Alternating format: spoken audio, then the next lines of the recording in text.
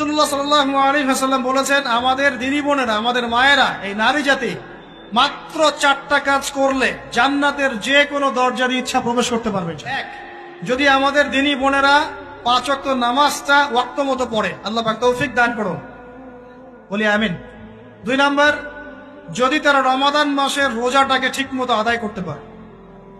1 number 5 ওয়াক্ত নামাজ ঠিকঠাক আদায় করা, 2 নাম্বার রমজান মাসে সওম রাখা, 3 নাম্বার তাদের লজ্জাস্থানের হেফাজত করা, মানে শরঈ পর্দা মেনটেন করা, শরঈ পর্দা মেনটেন করা।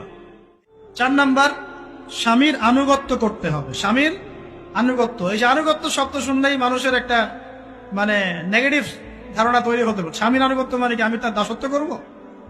আনুগত্য মানে, প্রিয় দিনী বোন, আনুগত্য মানে দাসত্ব নয়।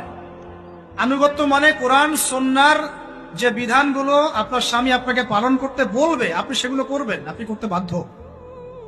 কিন্তু স্বামী যদি কোরআন সুন্নাহর বাইরে কিছু করতে বলে, সেটা মানতে আপনি বাধ্য নন।